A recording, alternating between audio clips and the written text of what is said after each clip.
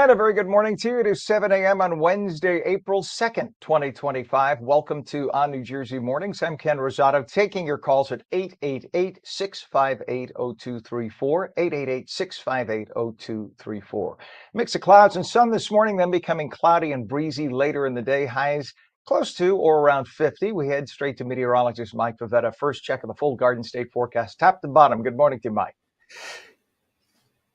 Thank you, Ken. A very good morning to you. Starting off on this second day of April with a little bit of a throwback to winter. You know, Ken, we had a beautiful day afternoon yesterday. Temperatures were in the 50s across New Jersey. The sun was shining, but now feels a little chilly outside. Not to say there could be some frosty spots across northern New Jersey, but with this air that is quite cold, 30 right now out toward Flemington, there's actually a little bit of a wind chill. 34 currently in Morristown, 40 over in Long Branch, and 42 down on LBI.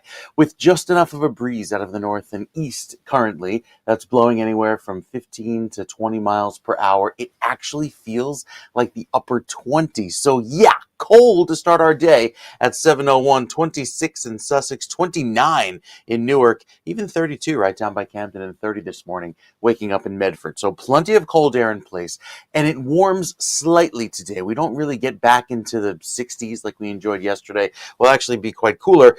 For instance, it is 20 degrees cooler right now than this time yesterday over in Toms River. So a big chill returning to New Jersey that lasts throughout the next several days. With the cloudy skies that departed overnight, we have a beautiful mix of clouds and sun this morning. I think we start off clear, but gradually see those clouds return through this afternoon. And highs around 3 o'clock today only make it into the mid 40s. So not much warmer than we are right now, especially with that chilly air coming in off of the Atlantic. By this evening, some light showers roll through. Not to say there'll be some thunderstorms, but, embedded showers within those clouds throughout this evening, and then another round of light rain early tomorrow. But with tomorrow morning's rain, which wraps up just before the lunch hour, we actually see that warmer air push in from the south, bringing our highs back up into the low 80s by the end of the day. So it'll feel much more pleasant, especially away from the coast, where highs will be well above average. Along the coast, however, with that wind off of the water, low 50s are on tap. So a much cooler feel before some storms come through tomorrow evening. Not expected to be severe, but could pack a little bit of a punch, especially during the tail end of the evening commute, pushing through the south end of New Jersey by midnight tomorrow night. Another round of light rain on tap for Friday morning. It's all of these showers that we've been waiting for, lined up day after day, that give us the chance of some rain each and every day going into the upcoming weekend, including Saturday. So yes, the weekend will be wet, starting off Saturday morning with some light rain there in South Jersey, the northern sections of the state throughout Saturday afternoon. Temperatures hold in the 40s, and it's a wet start to our weekend, but I think maybe we can squeeze out some dry weather, specifically in South Jersey, by Sunday evening.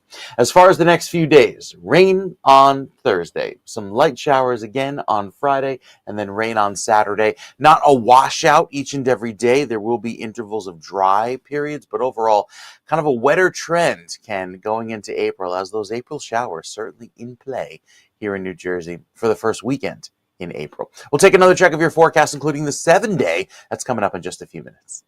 Yeah, the question is, Mike, are they going to bring May flowers? That's what we want to know. Otherwise the poem is bad. Typically, it's all of this pollen explosion that occurs toward the end of April, especially when there's so much wet weather. The first half of spring, the second half, you're dragging your finger along your car windshield and you leave a line because there's so much pollen. I'm already seeing it.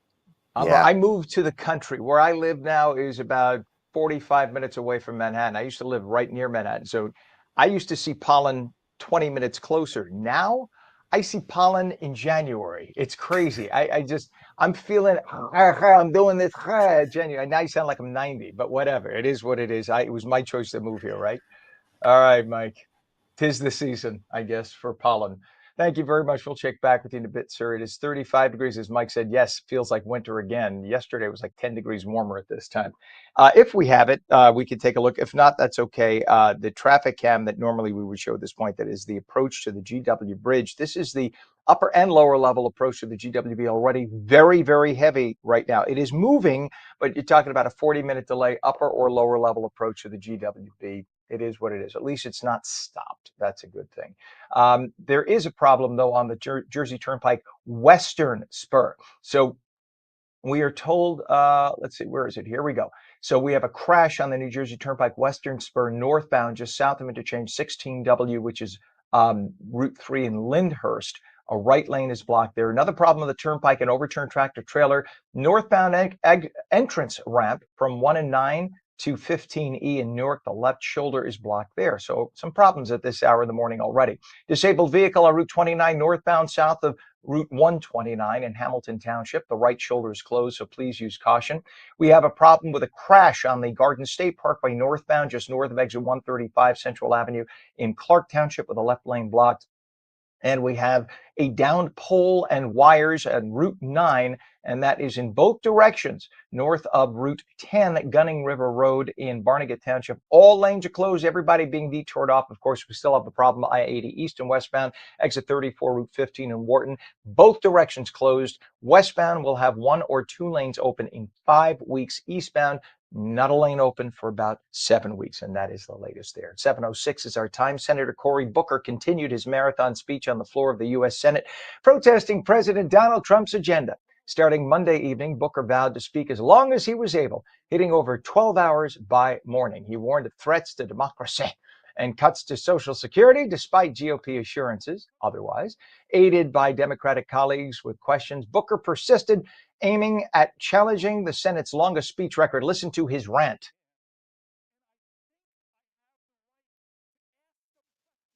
All right. Well, suffice to say, oh, here it is. He promised to lower your grocery prices, they're higher. He promised, I'll be a better steward of the economy. It's worse than we inherited. Over and over, he's breaking promises and doing outrageous things like disappearing people off of American streets, violating fundamental principles of this document, invoking the Alien Enemies Act from the 1700s that was last used to put Japanese Americans in internment camps? Do we see what's happening? How much is enough? The silly Democrats. They're just so silly. They're so silly. These are the same Democrats who, when you actually cite law that's in the Constitution, whether it's 1 day old or 100 years old or 200 years old, you cite actual law that's still on the books, they say it's ancient and it's not applicable. Then when you have people like the Supreme Court in the 1970s with Roe versus Wade creating law that is not written in the Constitution, that they're behind, that they're fully in support of. So if it suits their purpose, they're 100% behind it. If not, then they're not. Just such a joke. They are such hypocrites. If there wasn't a double standard among Democrats, there would be no standard at all, as they say. Mr. Booker, the biggest hypocrite, who was a phony, lying about the fact that he lived in Newark in the projects when he would be limoed in. When I was a reporter, we would watch him get limoed in from a nice suburban neighborhood, get out of the limo, walk into the back of the project building, then come through the door in the front and do a press conference to pretend that he was living in a tough neighborhood. This is the guy who got elected mayor of Newark and then went on to become a senator, all on phony premises. So we can go on and on about Mr. Spartacus here and his phony act. He has visions of grandeur. He wants to be president. The fact that he spent 25 hours for no reason. This wasn't even a filibuster. It doesn't count because the Senate was not in session. This does not count. There was no vote that he stopped. There was no nomination that he stopped. All he did was cost you and me about $1 million, keeping the electricity on, keeping security in place, and keeping the place open, heated, air conditioned, whatever, for 25 hours when the Senate was home. He did nothing but garner attention for himself. He did nothing to help his fellow American citizens. That tells you everything about the arrogance of Cory Booker. And by the way, Mr. Booker, you're talking about grocery prices went up. They actually did not. Egg prices have dropped in spite of the fact that we had a bird flu out of control because the Biden administration did nothing about it. It happened under his watch, your boy. It happened with your boy, Joe Biden. And you did nothing. He did nothing about it. So we have bird flu rampant all over the country, but yet somehow under the Trump administration, egg prices have dropped. Egg supplies back up. Bacon prices down. Grocery prices down 13%. So what he did was lied to your face. Cory Booker, I challenge you to a debate anytime you want, pal. You and me. You a senator, oh, high and mighty. You're full of nothing but bluster. And anybody with just that much energy can outdo you. I'm hoping we get a good politician in this state and people wake up and start voting something other than D. Well, after less than a day in session, the House of Representatives is done for the week. Speaker Mike Johnson has sent everybody home. This comes after a handful of Republicans joined all the Democrats to allow certain members to vote from home, also known as proxy voting. The proposed rule change would allow new mothers or fathers serving in Congress to vote by proxy for 3 months after their child is born. A handful of Republicans joined with all the Democrats to take down a rule that's rarely done. It's very unfortunate in this case. 96% of House Republicans voted against proxy voting because they believe it's unconstitutional and they agree that it would open a Pandora's box. And so that's what we just saw. Let me just make this clear. That rule being brought down means that we can't have any further action on the floor this week. That means we will not be voting on the SAVE Act for election integrity. We will not be voting on the rogue judges who are attacking President Trump's agenda. Well, while he does have a point, at the same time, that's what a Democratic Republic is about. So the fact that you have this is a Republican against a Republican, that's what it's all about. So Speaker Johnson now realizes that it is possible that he could get some people who disagree with him on his side of the aisle, and that is what it's about. The fact that he's talking about a slippery slope, I agree with him on that. We'd love for you to weigh in on this. While one side, yeah, you think, okay, that's fair, and it's for moms and dads. But the problem is then eventually you could have a House of Representatives where everybody just stays at home and uses their cell phone. Why even bother coming in and listening to each other's debate and making plans and deals when you could just vote remotely? How does that mom or dad who's at home, maybe 500, 600 miles away, how do they hear the debate for everything? Oh, we could do it by Zoom. Not really. It's all about press and flesh, going in back rooms, having conversation. So there is something to be said about being in person in one place to have a vote and negotiate. When you see a vote being done, that's the last of it. There are usually many conversations that go on before then. So what would you like to say about that? Give us a call if you'd like. It's 888-658-0234, 888-658-0234. South Jersey Republican Congressman Jeff Van Drew broke party lines. He joined 8 other GOP members and Democrats to defeat that effort we were just talking about, blocking proxy voting. He called it a pro-family move, saying it is the 21st century. New parents should spend time with their babies and still participate. This marks Van Drew's second split from GOP leaders this year, although he's a very independent kind of guy. He resisted budget cuts to Medicaid in February. You'll recall Van Drew started out as a Democrat until he switched parties 6 years ago in 2019.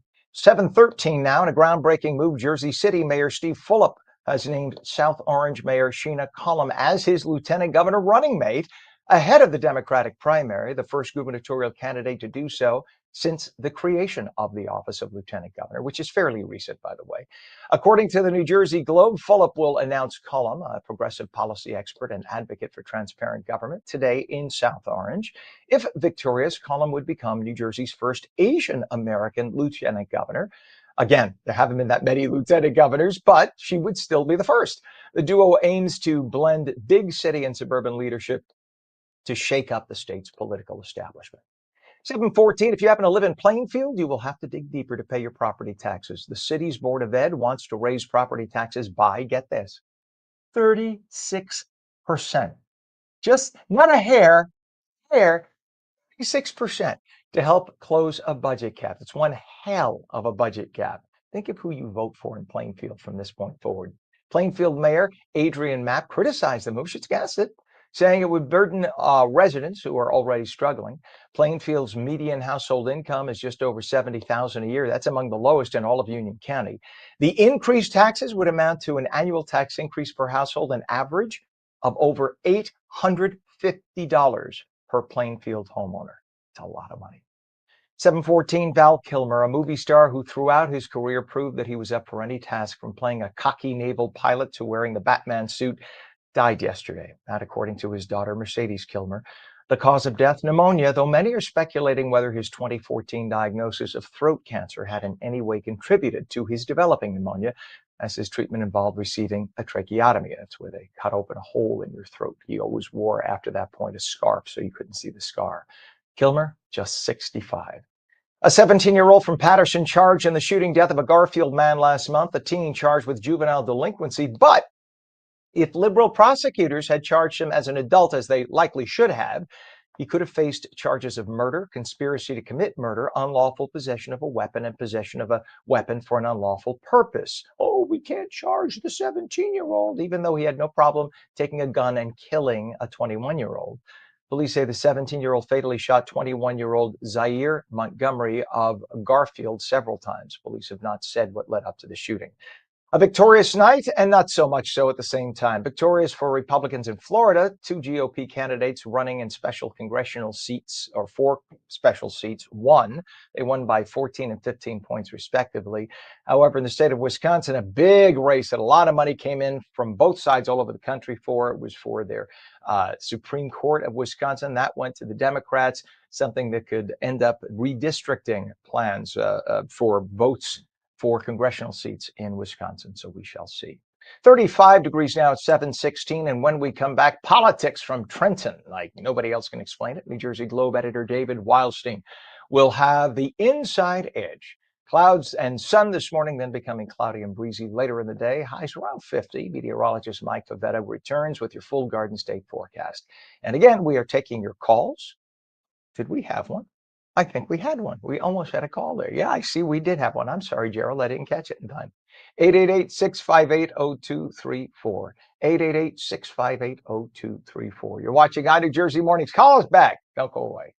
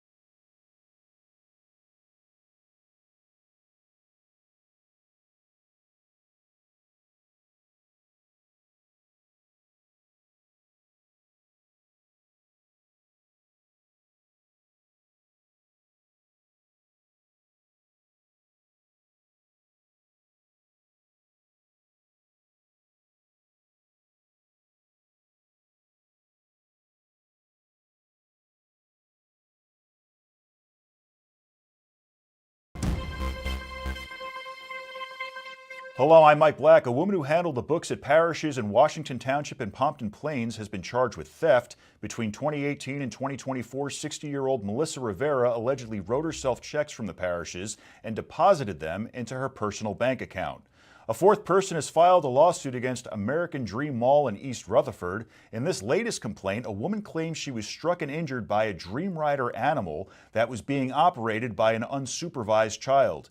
The Middle Township School District has hired Stephanie DeRose to replace Dr. Dave Salvo, who's retiring as superintendent. DeRose currently works as the assistant superintendent in Millville. She begins her new role in July. And congratulations to senior public safety telecommunicator Stephen Sheehan of the Monmouth County Sheriff's Office. Sheehan is retiring after 36 years of service.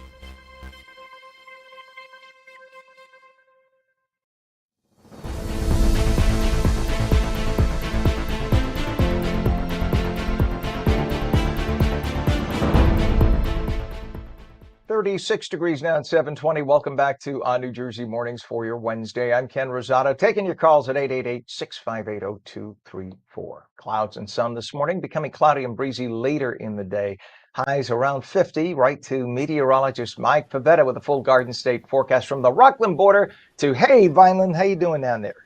All the way down toward Cape May. Yes, the tip of New Jersey. Ken, I've been getting a lot of questions from folks asking, we've had these nice, warm, sunny afternoons.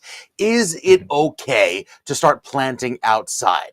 And I think the simple answer is, well, there's still frosty mornings ahead. This morning being a prime example of having a 28-degree morning across some parts of northern New Jersey. So yes, well, it's warm and beautiful and sunny in the afternoon, and you want to get the You know what plants in the ground. I'm sorry to step on you. You know what our dear friend Bill Evans was? I'm sorry to keep quoting Bill Evans. It's like he lives right there in my brain from 20 years of being with him every morning on Channel 7.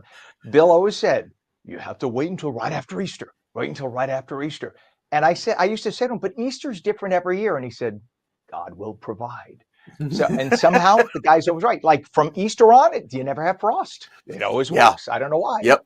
Yeah, well, Just I had to think point this that year out. is a great example because with the cold starts we have, certain mornings like this morning, we're down in the 20s in some areas of northern New Jersey, even though we warm into the 50s this afternoon. There is a much cooler breeze coming in off of the water, making for a chilly scene out toward Long Branch and Point Pleasant today. More clouds for you by this afternoon as that easterly wind pulls in some of that 49-degree Atlantic air. Back over toward Princeton, Flemington, and Clinton, yes, you have the chance of some sprinkles later on this evening as another front pushes through, allowing for some rain by tonight. Most of the day will be dry and sunny, though, and I think that'll look nice.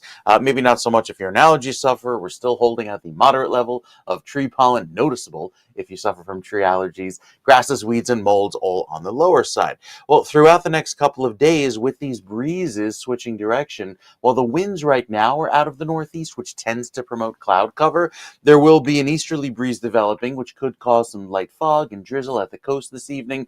But as some storms push in from the west, not expected to be severe, just a few scattered downpours, tomorrow's weather with that southerly wind really helps to make temperatures much warmer, pushing them into the 80s inland, like toward Mount Holly, Camden, and over by Trenton and Medford. Anticipate a much milder finish to the day before the winds switch direction again and bring in some drier weather. We've got beautiful skies today, so the UV is at a 5, which is moderate. Just again, one tick away from the high level. We are approaching peak UV here in New Jersey. We are just over 2 months away from the longest day of the year, daylight hours that is, with the strongest solar rays.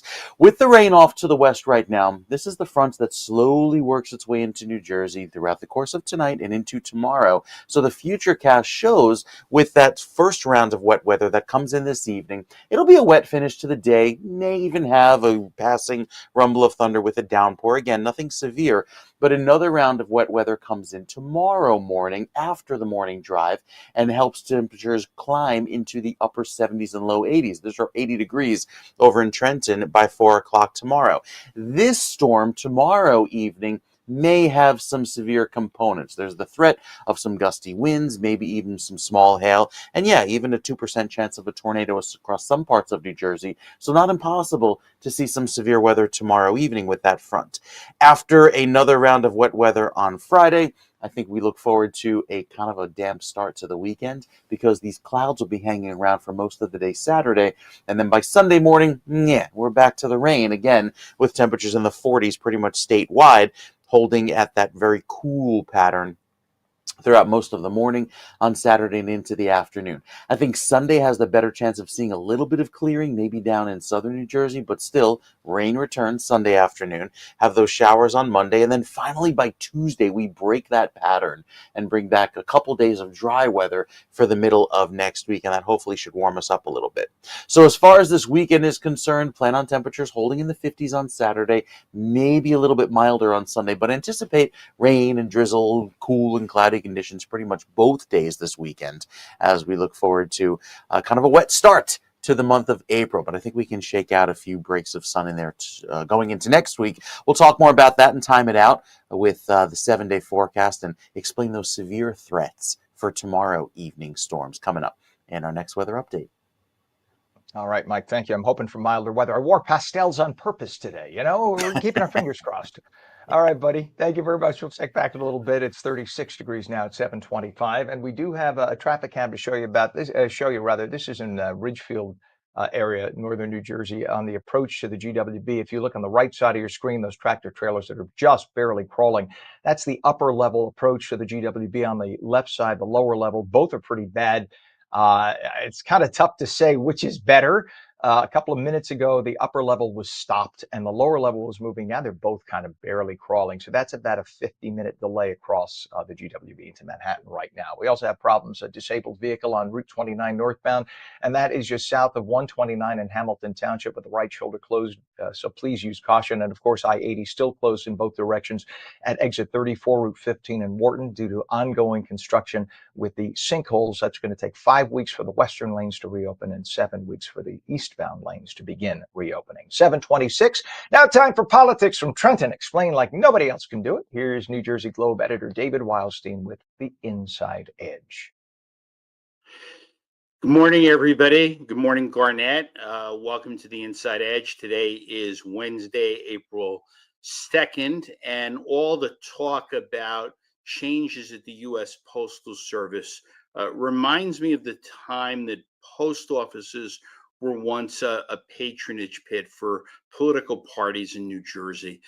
Until the early 1970s, local postmasters were picked by their member of Congress, and sometimes these jobs went to the politically connected. Sometimes they just went to politically adept postal workers who built relationships in their community. When the Ramsey postmaster job opened up in the late 1950s, the Republican congressman from Bergen County, Bill Widnall, simply picked somebody and sent the name to the Eisenhower White House. But when that same job opened up a decade later, Lyndon Johnson was in the White House, and he decided not to let a Republican congressman have it. He instead gave it to the state's Democratic U.S. senator. In the late 1960s, when the postmaster job opened up in East Patterson, now East Patterson is known as Elmwood Park, but there were a couple politically active Democrats who wanted the job. So the local congressman, Henry Helstosky, decided to just call a meeting of the county committee, let them screen the candidates and vote on who they want to be the postmaster. Then Helstosky took the name to the county chairman and got sign off, and then sent it to the White House. And in the 1950s, there was a partisan Republican push in Edison to eliminate 11 different postmaster jobs throughout the town and replace it with one more influential postmaster. That allowed Edison's congressman, Peter Frelinghuysen, he was the father of the guy Siley Avalenda made cry decades later, but it allowed Frelinghuysen to pick this new, more influential postmaster. That move really upset the mayor of Edison, Anthony Yelensix. He was also the Democratic county chairman. He liked those 11 jobs that had sort of been negotiated back in the days of Franklin Roosevelt and Harry Truman by the Middlesex County party boss, David Wilentz. The old system is probably never going to come back, but you got to wonder if local post offices might have run better if the postmaster owed his or her job to their congressman. And imagine how much more engaged county chairmen would be in winning congressional races if a victory came with a six-figure patronage job in every town. Anyway, that's what I have for today. Thanks for listening, and I'll be back tomorrow morning. Only David Wildstein. It is 7:29. A new study finds that Americans are some of the most overweight people in the world. Nearly 42% of all U.S. adults are considered obese. And doctors say all those extra pounds have inflated the cost of obesity-related medical treatments to about $190 billion a year. And it causes a lot of disease. It's just out of control. It's got to be dealt with. This is why RFK Jr. is in. So pay attention. Annual productivity losses due to work absenteeism, about 4.3 billion. Where are people most obese? Well, get this. You wouldn't think this necessarily. 18 of the top 20 cities with the highest level of obesity are in the South, in the warm weather. You would think people shed their clothes and wear light clothing, they would be in better shape. Nope. By the way, good news here. No New Jersey community made the top 100 most obese cities list. But then again, they didn't say whether they rated any of the cities. We don't know if they actually looked into them, but at least we're not on that list. Not a good list to get on. Stay in shape, everybody. 7:30 right now. And when we come back, celebrating people who advocate for children in foster care. Also, the phone lines are open, taking your calls at 888-658-0234. And meteorologist Mike Favetta says clouds and sun this morning, but then becoming progressively cloudier and breezier later in the day with highs around 50. The full Garden State forecast in a moment. You're watching On New Jersey Mornings, seen daily on ONNJ.com, Roku, Fire TV, News On, Samsung TV Plus, Apple TV, YouTube, Facebook, and X, and streamed live on Rumble and Twitch at twitch.tv/On New Jersey. We're coming right back.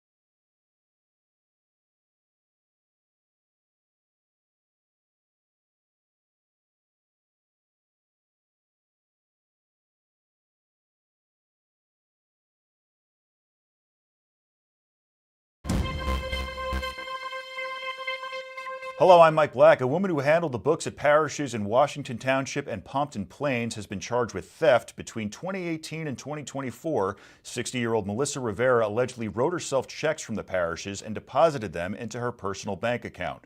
Congratulations to senior public safety telecommunicator Stephen Sheehan of the Monmouth County Sheriff's Office. Sheehan is retiring after 36 years of service.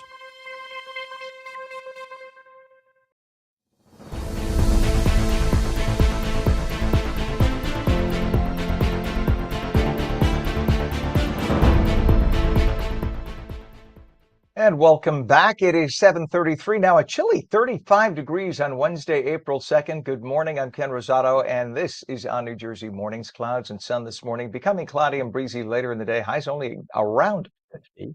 And we got to wonder why. In fact, meteorologist Mike Favetta has told us that it's usually this time of year goes up and down. So let's go right to meteorologist Mike Favetta. He knows all about why the weather does what it does in the month of March, or in April now, at least on April 2nd. So, I mean, like, the crocus bulbs are saying, what the hell are you doing to me? It's something. No, it's something I've had a long coffee chat with my meteorology professors about back in the day, and even as an alumnus of Kane University from their meteorology program, we'd sit and we would look at the snowfall outside in March on the freshly bloomed daffodils, going, is this normal? Yeah, it's normal. It happens at just about every year, and when you think about it, it's in the textbooks. This is a New Jersey spring where you get the warm summery afternoons followed by a round of thunderstorms and then very chilly weather the next day. And here we are. with that front that came on through, gave us a tornado warning just 2 nights ago, and then we start off with a winter-feeling frigid chill early on this morning. So, Ken, yes, you're right. There is some wacky weather in our offing. It is spring here in New Jersey, and while the chill remains today, we get another round of showers and then storms by tomorrow after 80 degrees in the afternoon. That sets the stage for a little bit of wet weather this upcoming weekend, which gives us our unsettled feel for the time we get to into early next week. Temperatures today will hold in the low 50s across the shore. It's that easterly breeze that makes it feel slightly cooler along the coast as opposed to inland, back by Salem, New Jersey. 56 as your high today. We're running a few degrees below average. We should be at 57 degrees. So yeah, it's chillier today. And with the sunrise happening nice and early, just after 6:30, sunset approaching 7:30. So adding at least 2 minutes of daylight to each day this time of year. With the clear sky this morning, it's a very pretty start to the day, nice and dry, and we stay sunny throughout much of the morning. But by this afternoon, some clouds return and sets that stage for some wet weather later on this evening. Better chance of some rain tomorrow, but look at Saturday's rain chances, quite high, as that wet weather will be around right through the weekend into Sunday and then even into Monday. So yeah, looking pretty wet going forward. There's also that small severe chance tomorrow. Anytime you see this in green, it's the lowest level on the 1 through 5 scale of severe weather. The yellow area back over Pennsylvania is what was across New Jersey, that slight risk of severe weather, level 2 of 5. Yesterday, and in fact later on Monday night. There's also a small chance of hail tomorrow evening as that front pushes through, as well as a 5% chance of wind. And just like that 2% chance of tornado that we had 2 nights ago, there's still also that chance going into tomorrow evening with those storms for the western sections of New Jersey away from the coast. So keep that in mind. And of course, that'll update going into tomorrow with the better high resolution information that'll be available with the new forecast data tomorrow morning. We look outside today with beautiful air quality, nice and clear throughout this afternoon, thanks to that easterly breeze and the high pressure pushing in that cooler breeze. But it also brings in the clouds tomorrow morning and keeps those clouds around with a few sprinkles into the early afternoon. We're with the breaks of sun tomorrow afternoon. That's how we climb into the low 80s. And then the front not just pushes through, it kind of stalls out and lingers with this cold front here transitioning to a stationary front. Basically just a mishmash of weather going into Saturday and Sunday. And yes, that is a forensic term, mishmash, by the end of the weekend, with a lot of clouds around and some showers even through Sunday. It is pretty wet this weekend, and I don't think we clear out until the middle of next week. So the 7-day forecast has the milder weather returning tomorrow with the afternoon sun, but then we're back into the 60s with clouds on Friday, rain on Saturday and Sunday with those showers in northern New Jersey, and temperatures hold in the 50s through Monday and Tuesday until we finally get some sunshine back in here. South Jersey forecasts just as wet throughout the day tomorrow, even throughout Friday and Saturday and Sunday, looking pretty gray. I think Sunday might see a little bit of a warm up with that milder weather trying to push back in by the end of the weekend. So there could be a few periods of just cloudy conditions with the mild weather on Sunday, maybe a break in the clear sky. But beyond that, we're back to cooler weather for Monday and Tuesday. So a little bit of everything over the next several days. Some storms tomorrow, a quick shower today, and then cooler weather with some showers by this weekend, Ken. You talk about mishmash, but you never got into misagosh, which is a whole different. That's when you're working on your doctoral level.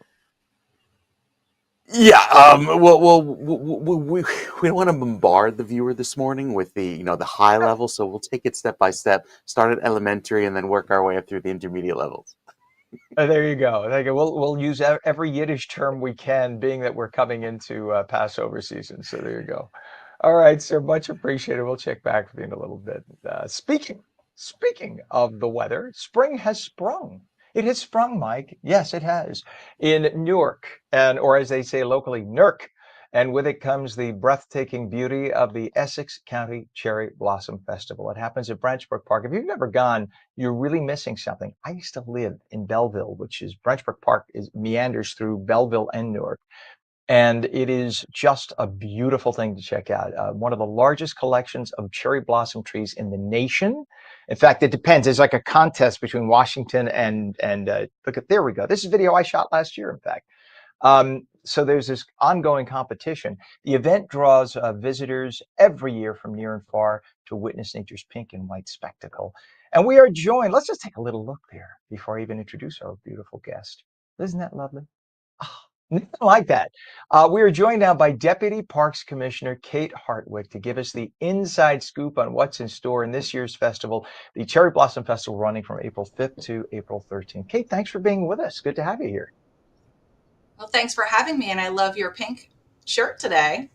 See, I did this in honor because I lived about 7 years. I lived in Belleville, and this was the annual tradition. In fact, the street I lived on, the street, which was maybe 2 miles from Branchbrook Park, was lined with cherry blossom trees. And when the cherry blossoms would bloom there, of course, they would bloom on our street because of the temperature and whatnot. And we would get these bursts of cherry blossoms. Stunning. Makes a mess on the street when they die, but just absolutely gorgeous. And the Cherry Blossom Festival, this is a beloved tradition in Newark and Belleville. Can you tell us what makes this year's event special and what visitors can look forward to from the 5th to the 13th? Well, this year, I think what makes the festival extra special is the cold, snowy weather we had all winter and how much people are looking forward to being outside and back in the sunshine and enjoying our open spaces. Here in Essex County's Branchbrook Park, we are kicking off the festival this weekend. On Saturday will be the annual Cherry Blossom Bike Race, and on Sunday, our annual Cherry Blossom 10K. Registration is still open for the 10K, but we have over 1,300 runners registered already, and we accept same-day registrations as well. Those events are rain or shine events. Certainly, if we get some really catastrophic weather, we'll relook at that. But as of right now, it's all systems go.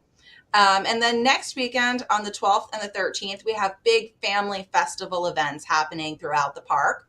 On Saturday, the 12th, we'll have our Family Fun Day. It kicks off with a 1-mile fun run in our Southern Division at the Prudential Concert Grove, and then is followed up very quickly with activities in and around the Grove, like inflatable rides and food vendors and paddle boating on the lake.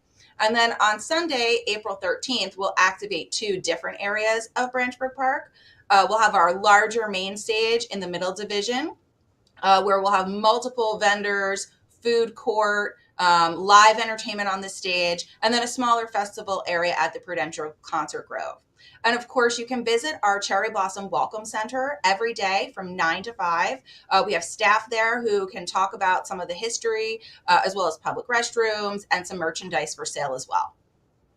Which is just amazing. And a lot of people don't realize, first of all, that we call them cherry blossoms. They're not actual cherry. They don't make fruit. So a lot of people have asked, are those the actual cherry trees that make fruit? You can't pick cherries from those.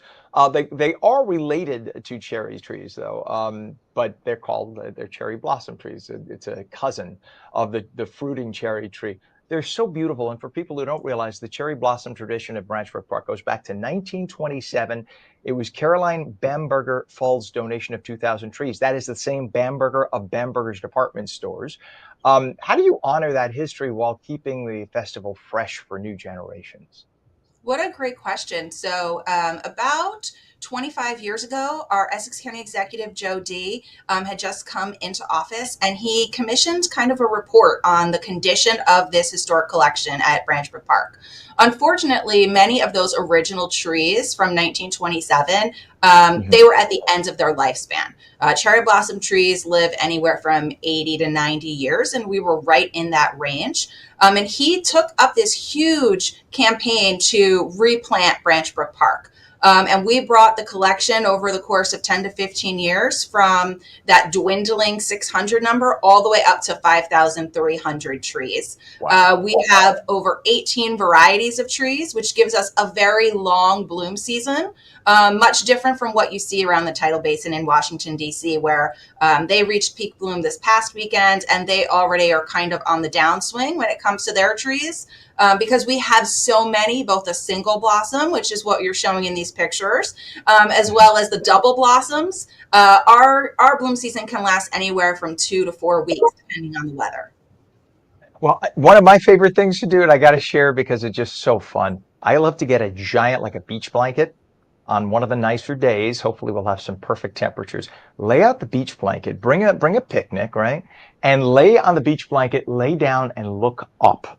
Look up at the thicket of these gorgeous cherry blossoms. And by the way, for those who don't realize, that's how much it costs to do this. It's one of the few luxuries in life that costs nothing, but it is That's so fun. It's something you will, once you do it once. And I thought when my neighbors in Belleville were talking about it, I was like, Terry, what is this? Huh?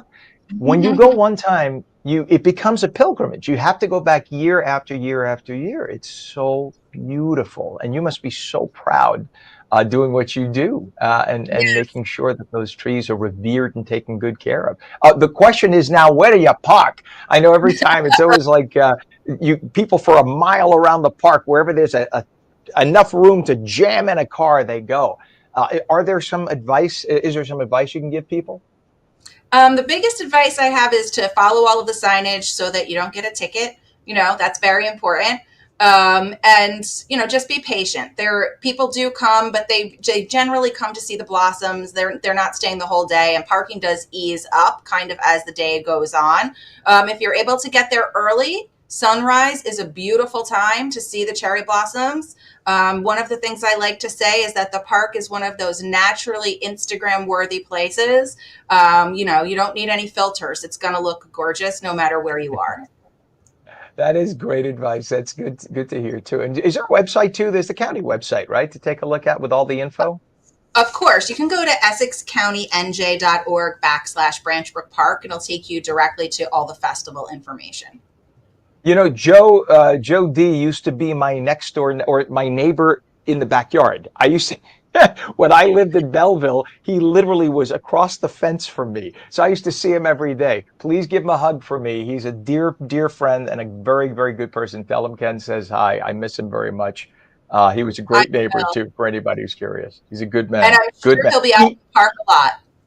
I'm sure that's for those who don't realize, Joe DiVincenzo, he regards the county, and I don't mean this in a bad way, as like his domain, not in an arrogant way, but he is so proud and on top of everything in the county. Like if he sees something out that's county property, it'll be fixed that day. There aren't that many county executives who are that on top of things, and he looks at every little aspect of the county, and he's so proud of being in Essex County. So bless his heart. He's a good man. So thank you so much. It was so nice to have you on again. It runs this weekend, April 5th through the 13th. The awesome annual Cherry Blossom Festival at Branchbrook Park in Newark and Belleville. People forget it. It's also in Belleville. It's all connected. The largest number of cherry blossoms in the country, and it's free. Definitely check it out. Deputy Essex County Parks Director Kate Hartwick, thank you so much for joining us this morning. Thank you, Ken. Have a great day. You bet, you too. All right, it is now 36 degrees, still darn chilly. When we come back, we'll have the full Garden State forecast. Meteorologist Mike Favetta is coming right back. And don't forget our numbers, 888-658-0234, 888-658-0234. Give us a call. We'll talk about anything we've already mentioned today, or if you have a hot topic to talk about too. We're coming right back.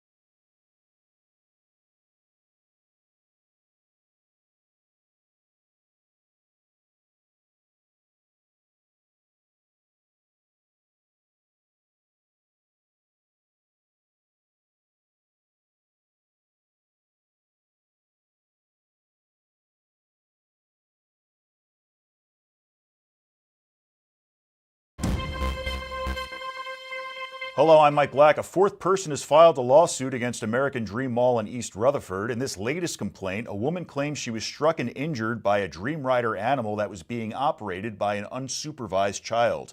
The Middle Township School District has hired Stephanie DeRose to replace Dr. Dave Salvo, who's retiring as superintendent.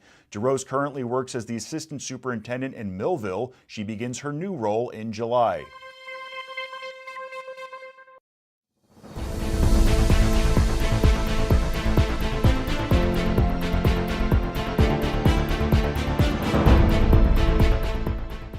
Welcome back to ONNJ Jersey Mornings. I'm Ken Rosato. 750, 36 degrees right now. We're going to have a mix of clouds and sun this morning, then becoming cloudier, maybe a shower. Windier too later today. Highs though only around 50. Let's go to meteorologist Mike Favetta with the details on the Garden State forecast. This is April, right? Up, down, left, right, Yep. clouds, sun, summer, winter. It's all in just like 2 days.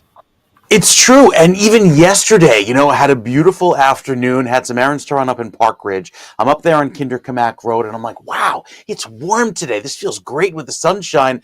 By dinner time, we take the kids out for ice cream just a stone's throw away in Westwood, and we're freezing. We're standing around huddled like, what are we doing here? It's April, and it feels so chilly in just a matter of hours. So that's the type of weather, especially with the low humidity, Ken. It's the dry air that'll do it and make it feel so chilly. Like out toward Jersey City today, you enjoy the mild weather each afternoon, but for instance, this afternoon won't feel as warm, especially with that wind out of the east pulling in some of that cooler air there off the Hudson. Back over towards Sussex and Newton, temperatures here will climb into the upper 40s today. And that threat of rain that you see is primarily due to the showers that arrive later on this evening, giving us a few light rain showers into tonight before some more rain comes in tomorrow, and then some storms tomorrow afternoon. It's rain that will certainly help the drought monitor. Again, this updates every Thursday afternoon. So we're at day 7 now, but with the rainfall amounts measured at the local level, and the rain gauge is picking up so much rainfall just in the last week. We are already 176% of average. That's good. Over toward Toms River, this includes the rain that fell 2 nights ago. Even up toward Sussex County, picking up that deficit that we've seen, and the rainfall deficit, speaking of, almost back to normal across most of the state, with the exception being the extreme northwest corner of New Jersey, which again picks up a lot of that rain just in the next 48 hours. So some good news there with the continued rain into the weekend helping to fill the buckets.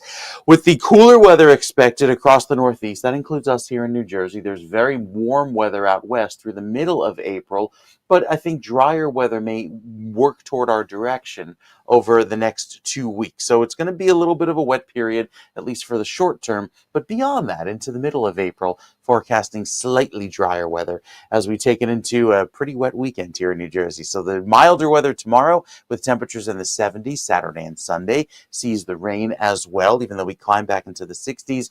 Cooler by next week for most of the state, even at the shore points. While it's mild by the end of this week and up at 67 degrees, there's rain pretty much every day. Not to say it'll be a washout. There'll be some periods of dry weather, but anticipate those showers even into Monday of next week down at the shore points, with Tuesday being our next completely dry day. So rain we could use, Ken, rain that has been not a common theme across the long range forecast, but I think over the next week we'll get a good soaking in here, at least each and every day. We'll talk more about it coming up with another check of your forecast right down to your neighborhood. It's right here on New Jersey. That's with our next weather update. Isn't it funny? Certain words trigger certain memories. When you said neighborhood, immediately I thought Mr. Rogers.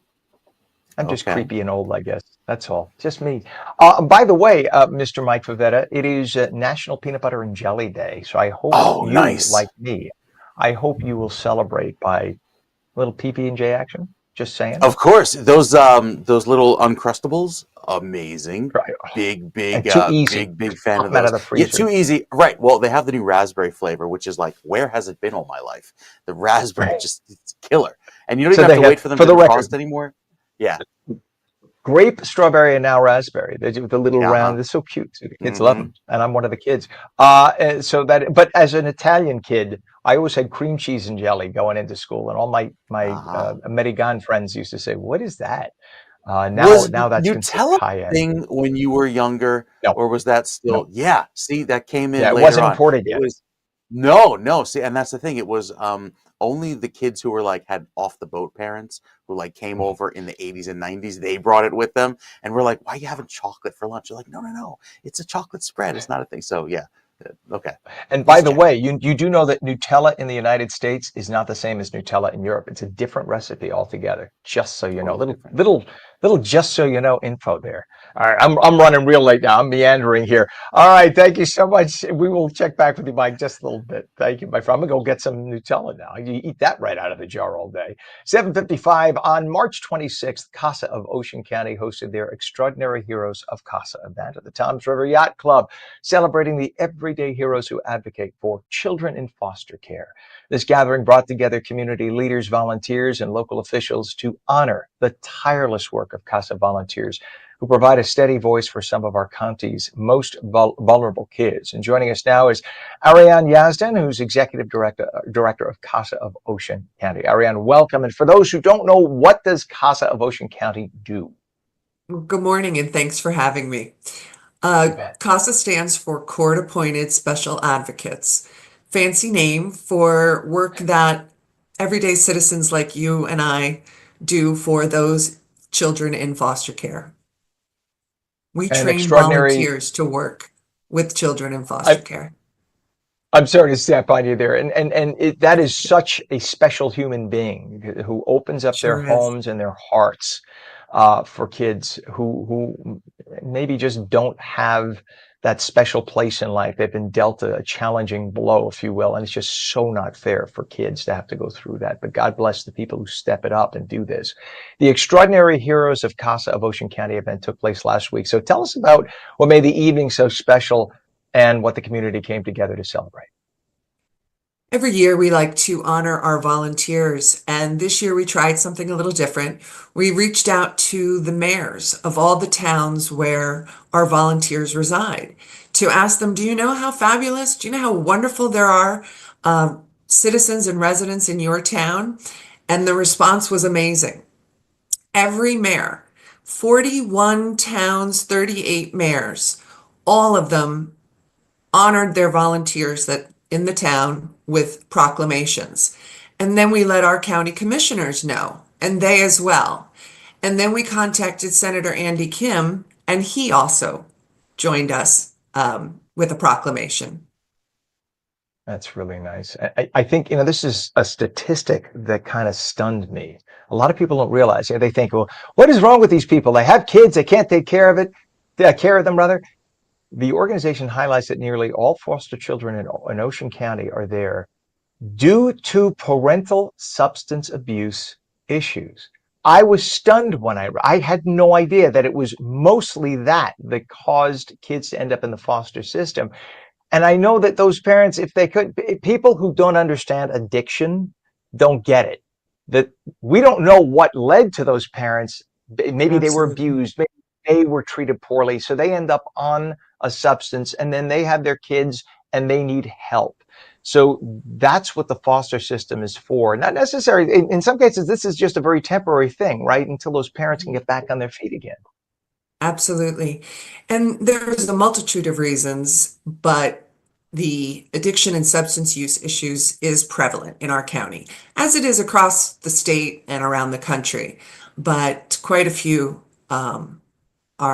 children land in foster care due to those reasons. And a powerful point, too, from CASA's mission is that a volunteer remains a steady presence in a child's life, no matter how many times they move. Can you share any stories or examples of True. how the consistency makes a difference for a foster care child in Ocean County? Children thrive on consistency and repetition and schedules. The CASA volunteer will stay with the child the entire time that they are in foster care. So there might be multiple foster homes, there might be changes in schools, changes in neighborhoods, many changes, many people coming and going, but one CASA. The CASA remains with the child the entire time they're in care. And we've had children moved 6, 7, 8 times, and their CASA volunteer follows them wherever they are. And that's a level of protection and security that a child in foster care can count on. You have to have that. Because many a times these kids don't have that one close friend because they've moved so many times, and sometimes they're embarrassed to open up about their challenges, and they don't have the grandparent or the aunt or uncle or cousin or whatever. And just to have someone or an organization that they can always rely on, that's a life-changing situation, to have that group of CASA and the volunteers behind CASA to rely on. And since 2017, you've all served more than 500 children, including 205 just last year alone. Was that large number, do you think, because of the pandemic leading to those challenges? What do you think led to that Not as burst many of as we numbers? yeah, not as many as we thought. It's a combination of reasons, and a CASA volunteer will appear and help get assigned to a case. And you can think of it in a way, as children, we had favorite bedtime stories, and they were read over and over and over, the same story, sometimes in the same evening. And it's not that it was riveting literature, it's just that security and its repetition and the steady presence of that story can be comparable to having a CASA volunteer. So we're the bedtime story for kids Amen. when they And need Ariane, that could you give us security. give us your website, please, so everyone can check it out and see if they could maybe be the right person to volunteer. Absolutely. Come visit us at casaofoceancounty.org. You can sign up to be a volunteer or help in any way you can. Do people have to be residents of Ocean County? No. But every county in the state of New Jersey has a CASA program. So whether you live in one county rather, or work in another county, this opportunity is available to everyone. You're a saint, and the people who do this are saints, and I mean that. I'm not just saying that blowing smoke. You are the safety net for kids who otherwise could be lost. So all the volunteers, all the foster parents and families, God bless every one of you for what you do. It's They're pretty a very wonderful. special thing. They sure are. And God bless you for honoring them and helping to organize it all. Ariane Yasin, you're amazing. Please come back again. We'd love to have you on. Executive Director of CASA Happy of to be. Ocean County. Thank you for joining us. Have a great day. You too. Thanks. Thank you. Okay. It is 8:02 right now. We're running a little late, but we had to. That's just too important a topic.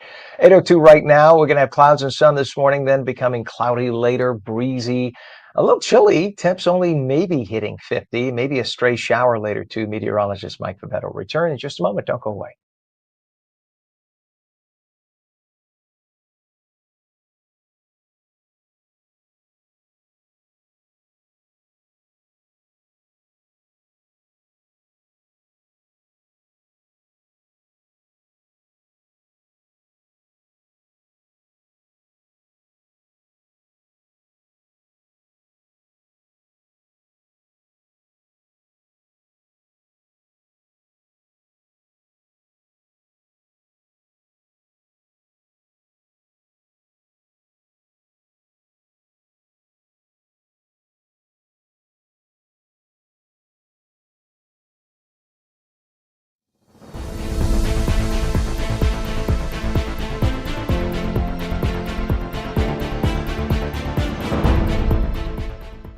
Very good morning. It is 8:03. It is Wednesday, April 2nd, 2025. Welcome back to ONNJ Mornings. I'm Ken Rosato, taking calls at 888-658-0234. Clouds and sun this morning, then becoming cloudy, breezy later in the day, maybe a stray shower, highs near 50. Chilly, chilly. Let's head to meteorologist Mike Favetta with a check of the Garden State forecast on National PB&J Day. Good morning to you, Mike. Good morning, Ken. Yeah, it looks beautiful outside, but you step outdoors and you go, what happened? So chilly with that dry air. A little bit of a winter throwback on this early spring morning, but we'll warm this afternoon, and we warm over the next several days. By tomorrow afternoon, we'll be up at 80 across some parts of New Jersey. definitely not 80 right now. 34 up in Sussex. We warmed a few degrees over toward Morristown. 36 for you, and added about 5 degrees in the last hour toward Newark. 37 degrees at the moment. So throughout the rest of the morning, anticipate a little bit of a milder feel, especially with that pleasant breeze coming in out of the north and east. But eventually, that wind switches direction to blow due east off of a 49-degree Atlantic, and that's what keeps those winds making it feel like the 30s right now. It feels like 38 over in Ship Bottom and 37 down by Atlantic City, still below the freezing mark up in northwestern New Jersey. There's our 6-degree warm-up just in the last hour over toward Toms River. Still 14 degrees cooler than this time yesterday, but with the clear sky this afternoon, it'll look pleasant until the clouds roll in, and you can see them right here along the shore around 3 o'clock. You see the rain enter the picture from the west. These are some light showers that'll be around through the tail end of the evening drive. They clear by midnight, but by tomorrow morning we'll be left with the clouds. Temperatures hold in the 60s early on, and then with some afternoon breaks of sun, once those showers depart, we could get into the low 80s right there away from the coast. There's your Trenton, 80 degrees tomorrow afternoon. Right along the coast, however, tomorrow afternoon with that wind out of the south, 53 on LBI, so a much cooler feel, and that helps tame those storms that arrive from the west, which could be potentially severe, especially in the western sections of New Jersey, because once that front reaches that cooler marine air at the coast, it tends to stabilize and kind of put a cap on any storm growth or development or convection. So I think it'll be much better by Friday evening. Friday brings back another round of wet weather early on in the day. Maybe we get some breaks of sun in northern New Jersey by the afternoon, but overall, it's kind of a wet weekend shaping up. Look at the clouds that'll be around throughout most of the day Saturday, with some spotty showers into Saturday afternoon. And then I think Sunday has another round of light wet weather with that rain coming in. So rain across the board the next couple of days, on and off at times, specifically tomorrow and Friday and Saturday. Hey, we get a few showers as early as this evening. So rain is pretty much featured in the forecast at some point of the day throughout the next several days, at least until Monday of next week. We'll time out the 7-day forecast, Ken, coming up with our next weather update. All right, sir, definitely. And again, on PB&J Day, I'm hoping that before the end of the program, one of us will have a PB&J sandwich in their hands. One of us. Go and get one right now. Just saying. Thank you very much, my friend. 7 right now. Let's take a look. We have so much traffic going on. Let's take a look at the traffic cam. This is the approach on the New Jersey Turnpike, the approach to the GWB. Take a look at this ugly mess. So on the left side of your screen is the lower level. The right side is the upper level. There's really no relief, no matter how you're coming into the city. That's about a 50-minute delay, either side, upper or lower level. Just ugly, no matter how you slice it there. We have a disabled vehicle on the Garden State Parkway northbound, north of the Driscoll Bridge in Sayreville, a right lane and the shoulder blocked right now. And we have a disabled vehicle on Route 29 northbound, south of 129 in Hamilton Township with the right shoulder blocked there. Use caution. We have a problem on the New Jersey Turnpike northbound entrance ramp from 1 and 9 to interchange 15E in Newark with the left shoulder blocked. And of course, we have the closure of I-80 east and westbound. That's at exit 34, Route 15 in Wharton with the ongoing sinkhole repair issue. Westbound lanes expected to begin opening 5 weeks from now. Eastbound lanes not until 7 weeks. Wait, and congestion pricing has been stirring frustration among New Jersey residents in Bergen County and New Yorkers in Staten Island and the South Bronx. While the White House pushes to scrap the plan, New York State is digging in its heels. But could there be a middle ground? One expert says yes, and it's powered by some cutting-edge technology. Charlie Degliamini is the executive vice president at Recor Systems, and he joins us to explain. Charlie, good morning. Thanks for being with us. And let's start now with the basics, if we could. What exactly is congestion pricing? We've been talking about it, but not everyone knows what it means. And why are so many people in places like Bergen County and Staten Island and the South Bronx so angered about it? Well, you can understand why people in Jersey are angry about it. It's generating $50 million a month for New York City Transit, but it's creating an additional financial burden, a lot on New Jersey citizens who need to travel into New York. So you can understand why people in Jersey and elsewhere are pretty upset. Yeah, New York doesn't seem to know how to do it in a small way. It's like, the tolls are never 25 cents. If you travel out of the New York tri-state, you go to Iowa, you go to Arizona, or even Florida, You see tolls are 25 cents, 50 cents. That seems to do fine. Here in the New York tri-state, do they think that $9, or previously they were going to do $14 and $17? Only here do they have the chutzpah, if I may borrow a Yiddish term, to think that that's acceptable on a daily basis. It's just mind-boggling. You said there's technology that is available that could address not only congestion, but a whole range of roadway issues. Talk to us about how AI roadway technology works and what makes it, as you talk about it, you've talked about it in the past because I've looked you up online, plugging a supercomputer into every roadway. It is indeed. You just showed some traffic cams prior to coming to this interview, Ken. And what Record does is it uses AI to look down on the roadway and pull out information about things that are happening on the roadway. If you've ever seen pictures of a traffic management center, you'll see many, many screens with too few human beings trying to figure out what's going on up on those screens. But what Record does is it provides those traffic management centers with the ability to use AI to say, hey, there's a problem here at this particular roadway at this particular time, and you need to look at it and intervene. This is brilliant. So you're using AI for a legitimate good cause, a smart reason here. And from what I'm reading on your paperwork with Record, that you're talking about using real-time adjustments. You're going to monitor traffic. You're going to predict accidents. You can even measure greenhouse gases by what? Taking all the existing data between the cams that they put up and the public traffic cams that are already in existence, right? That's correct. And it's not only just the video streams. We're able to pull in Bluetooth data, waves data from connected car vehicles that are slamming on their brakes and putting on their four-way flashers. We see a weather event happening and we tease all that up. We look at all that information and we're able to get a response to a incident on the roadway up to 23 minutes faster than a 911 call because we see it as it's happening. That's crazy. For those that don't realize, when we talk about Waze, okay, and I just need to explain to back up for folks. On your phone, when you log on, you set up a Google account, et cetera, you are constant and you check off yes for your data, which pretty much now you have to with Google. There is no option. You used to be able to opt out. You can't anymore. As you are driving along or walking along, Google knows exactly where you are to the foot every time. If you're in a car and you're doing 30 miles an hour, Google knows that, right? And if you suddenly you're on a highway, it knows you're on a highway and you stop, Google knows there must be an accident or something. So you're taking all of that data that Google has accumulated. Everyone has a cell phone and you're putting it all together, making it work for everybody. This is just brilliant. It is. It's something we're very proud of, and look, it helps clear incidents from the roadways. One of the major causes of secondary crashes is the fact that responses aren't getting to the incident in time, and it's not just a major event like a overturned tractor trailer.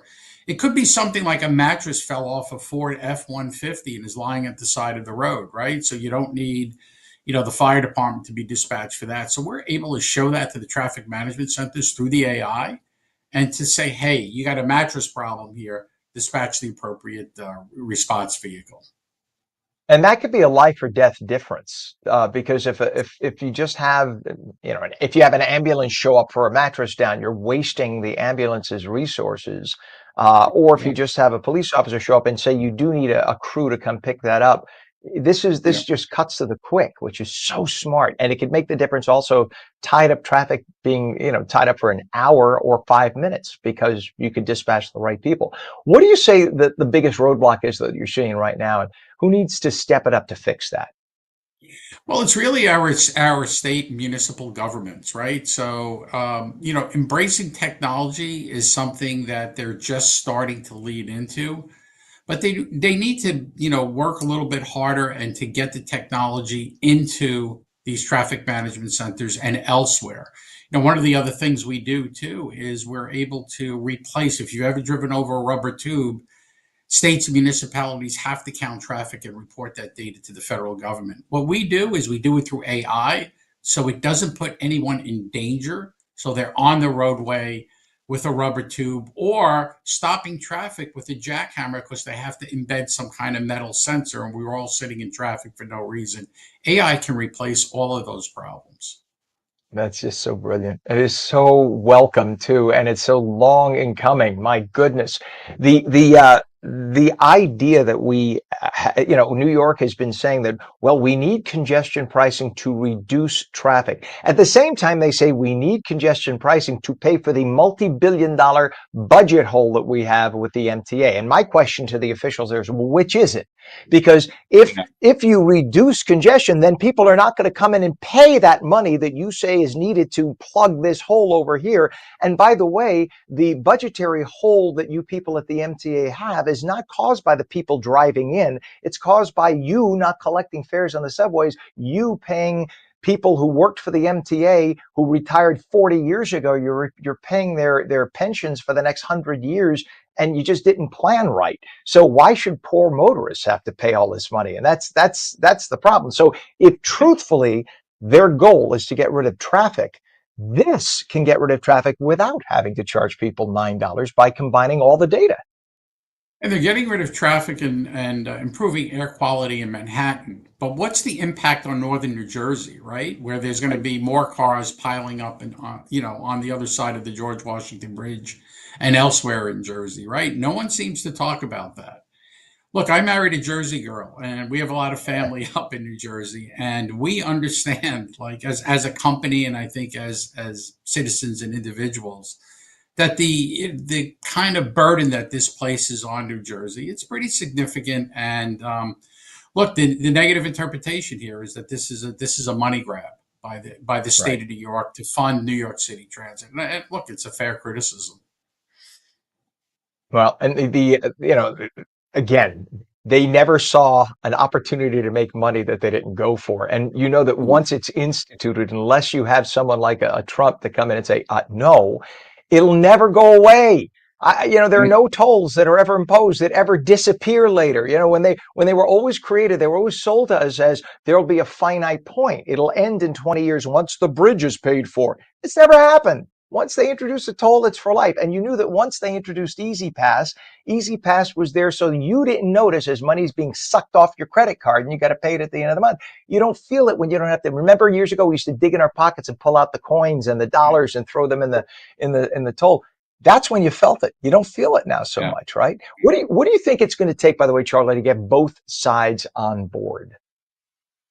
It's interesting. We have the Trump administration now is taking a big step into all this, right? So, I think there's a possibility that congestion pricing could be unwound, but it might be part of a larger deal that the administration might want to craft with the state of New York. But once again, using Jersey as kind of a bargaining chip here, as opposed to anyone actually looking out for the interests of New Jerseyans, right? Who are really the ones carrying the burden for congestion pricing. As always. And, I don't think many people would have as much of a problem, although I know some hardcore people on the right would say, no, Ken, and I'll explain why in a second. But if they said it was $1 or $2, even $5, I think that's sort of the mental line, $5. Once you get to 14, 17, which is what they were talking about. And by the way, the $9 that they're imposing now, that's going to go up. People don't realize in many cases. It's going up in 2 years and then another 2 years. It's going to go up to the infinite. It's going to keep climbing. And that's why people who say to me, when I say it's okay to say $2, people say no, because it's $2 now and in 5 years it's going to be 10. I get that. But if it's truly to temporarily plug a budget hole that they screwed up and got themselves into, I wouldn't have a problem saying $2, $4, $5, but just the arrogance of saying $9. It's literally picking the pocket of people who have no choice but to drive in because they screwed up with their budget, because they can't handle dealing with budgets. And they never have been able to. For 30 years that I've been following them as a New York news anchor, they don't know what they're doing at the MTA. It's just sucking in money left and right, and money in, money out. That's the way it is. Just a disaster. You're exactly right, Ken. And I think if they were going to be honest, they should just say we're taxing you, right? It's a tax. They never say tax. It's supposed to improve air quality, but is it a money grab? Yeah. And honestly, it improves. The last time I checked, getting rid of the congestion here and then having congestion here and here as a result, because I saw one study that says it will cause traffic backups for 40 miles in every direction. So now all you're doing is moving the pollution from here to here. And from what I see with air masses, that pollution will then just come back that way. It's hard to say, okay, pollution, you stay over there because it's not the Yeah. congestion zone. We'll Yeah. see. I love Yeah. having you on. I don't know if you remember, I've interviewed you before, Charlie, and I it's think good to so, have you Ken. on again. So we'll have you on, please, in the future. It's a brilliant concept. Charlie Degliamini, Executive Vice President at Recore Systems. Thank you so much for joining us. Please come back. Thank you, Ken. You bet. Have a great day. It is 8:19 now, and we have 37 chilly degrees when we come back. We all like food. We all like vacations. We're going to tell you how you might be able to combine the two. We're going to see clouds and sun this morning, then becoming cloudy and breezy later in the day, maybe a stray shower. Highs only about 50. And then, the whole mixed bag of weather as the week goes on. Meteorologist Mike Favetta has the details with the full Garden State forecast, and we'll take your calls. 888-658-0234. 888-658-0234. If you're watching on New Jersey Mornings, don't go away.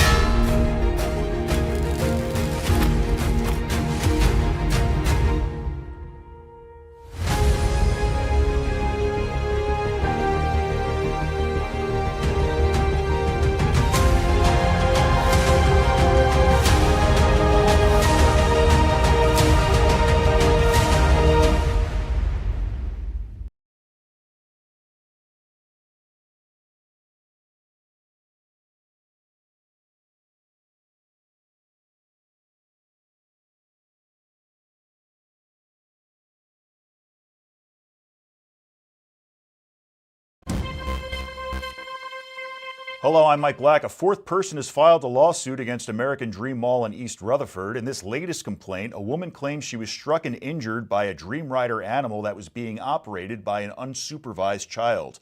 The Middle Township School District has hired Stephanie DeRose to replace Dr. Dave Salvo, who's retiring as superintendent. DeRose currently works as the assistant superintendent in Millville. She begins her new role in July.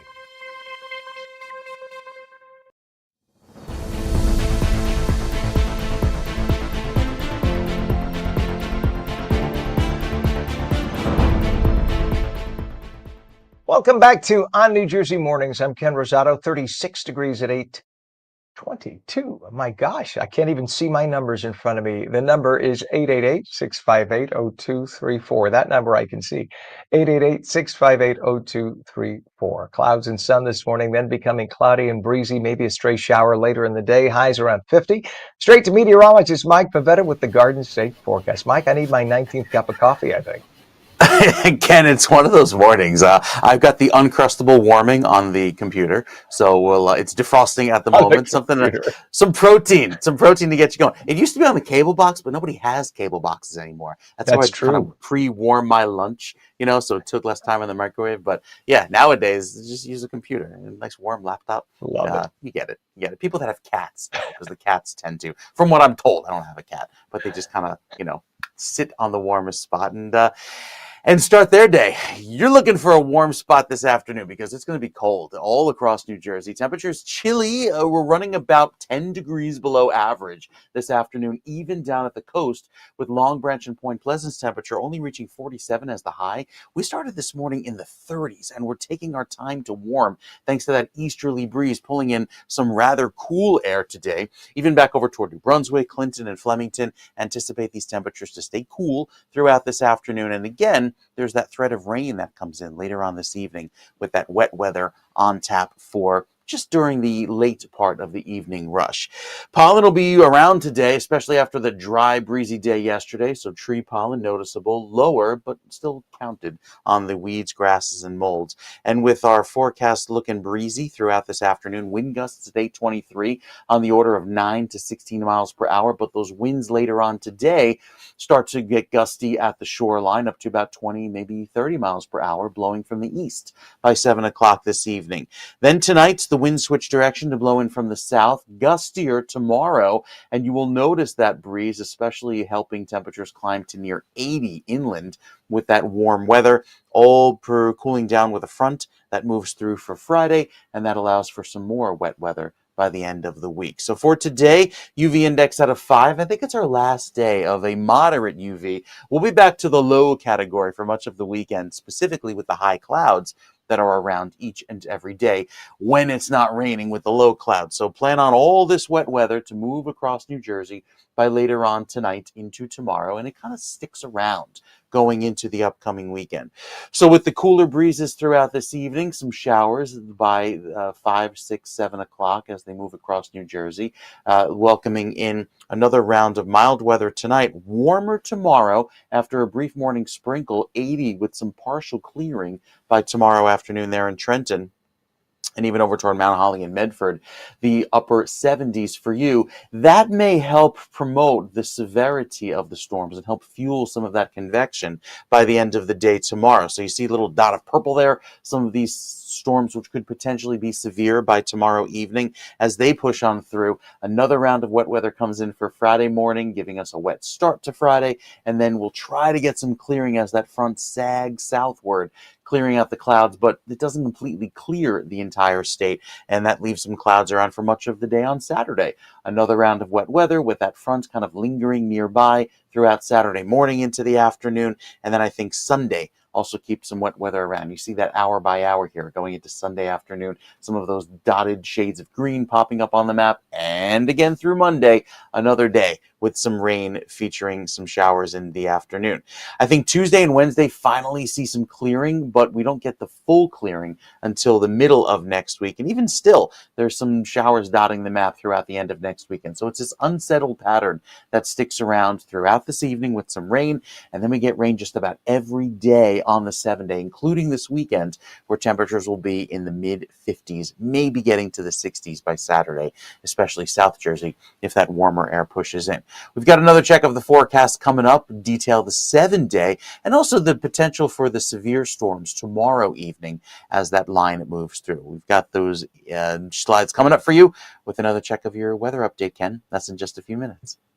Very good, sir. Thank you very much, Mike. It is 8:26, a chilly 37 degrees, and shares of conservative cable channel Newsmax soared nearly 180% yesterday, a day after the stock's amazing debut on the New York Stock Exchange. Shares of Newsmax rose more than 1,500% since Monday, when the stock opened at $14 a share.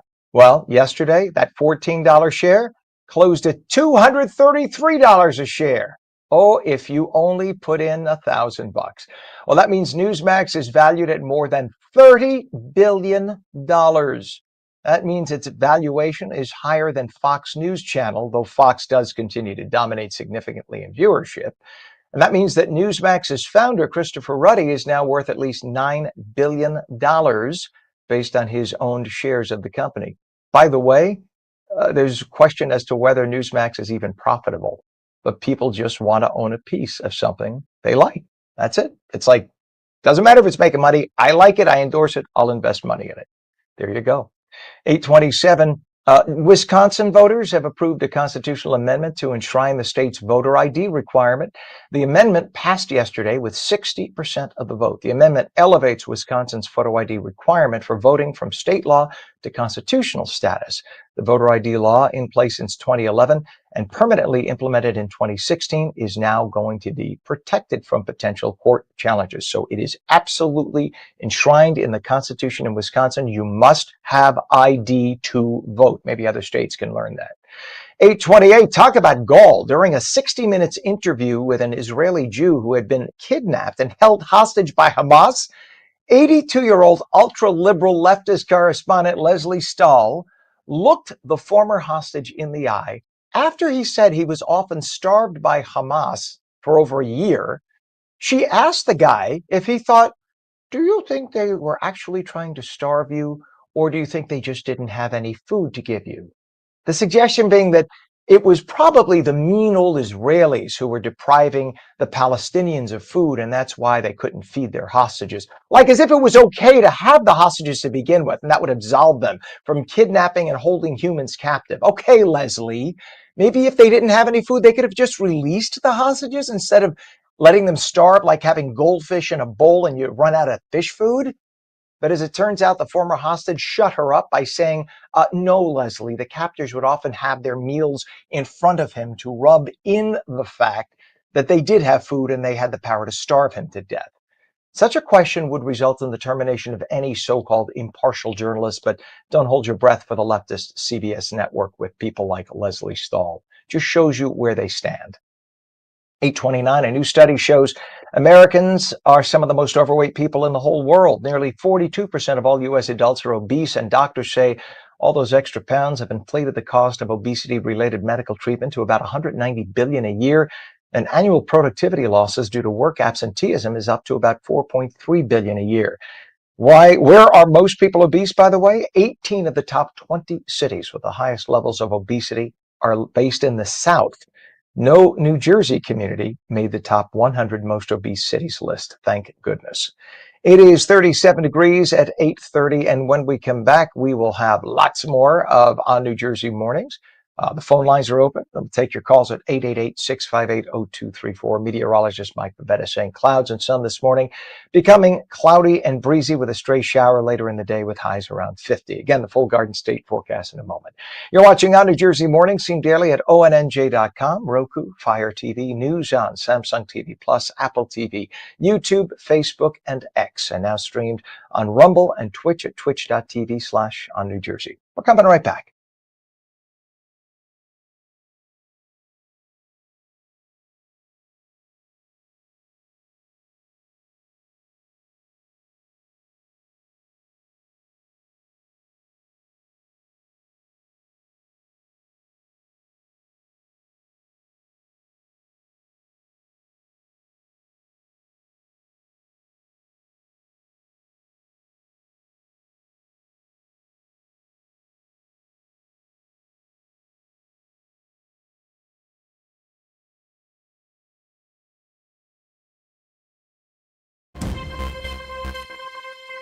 Hello, I'm Mike Black. 6 people were arrested following a stabbing at the Madison Plaza Shopping Center in New Milford. The victim was taken to the hospital with serious injuries. All of the suspects, who were between 17 and 20 years old, have been charged. 4 of them are accused of attempted murder. The Millville High School Symphonic Band recently competed in the South Jersey Concert Band Festival at Rowan University. They scored an 88 and received a gold rating.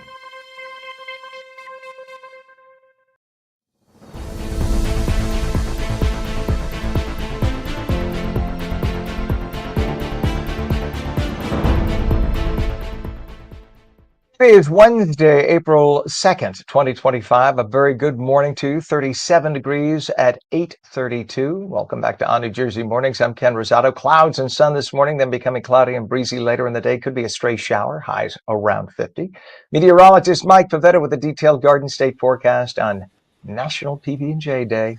Oh, love me Yeah. my PB&J. Are you a nutty kind of guy, or do you like smooth? Do you like crunchy or smooth? I go both ways. It depends on the day. I prefer actually the mixed nuts where they take all the nuts together, like hazelnuts, cashews, and Brazil nuts, and put them all in a jar. They sell it at the big box stores. It's Look great. at you. I also Fancy. prefer to keep. I also prefer to keep it in the fridge because it lasts longer. Because you keep the nut butters around for more than a year in the pantry. They don't taste so great. So yeah, it's a little harder to get out of the jar, but nevertheless, we've got some fresh PB&J coming up for you. I would not do it before the weather forecast because trying to broadcast and with peanut butter. I was goading you. I was goading you into taking a bite on purpose. This is why I was trying to get you to do it. Now you know. You know my secret. In about 2 minutes and 30 seconds. So yeah, we'll get there. But nevertheless, we've got a pretty day around to enjoy. Maybe an afternoon snack, a little picnic. I think picnic tomorrow, because with the breaks in the clouds and the sunshine that returns tomorrow afternoon, we will be up in the low 80s across some parts of the state. Today, however, kind of cool, kind of cloudy, with the showers around arriving this evening. But even though tomorrow starts off a bit wet, it does turn milder and drier in the afternoon. This is very typical of April, where we get these big temperature swings and big weather switches in just a matter of hours. For instance, today in Atlantic City, in Ocean City, with that milder breeze coming in, it'll feel quite nice. With the temperature running a little bit below average, we should be up in the mid 50s. We'll be much cooler today. At least we enjoy those later sunsets, now approaching 7:30. So over the last few hours, we've seen the early morning clouds clear out, dry weather taking over today, but eventually an easterly breeze pulls in some of those clouds along the coast, a low cloud cover, maybe with some fog and drizzle, and that helps increase the rain chance, also with the wet weather off to the west arriving.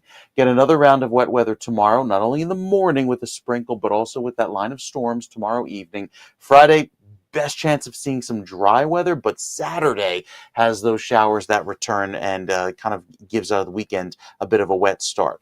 Tomorrow, as of now, the Storm Prediction Center has a marginal risk of storms, which means a 1 out of 1 to 5 on the scale there, showing the worst of the risk of severe weather being a 5.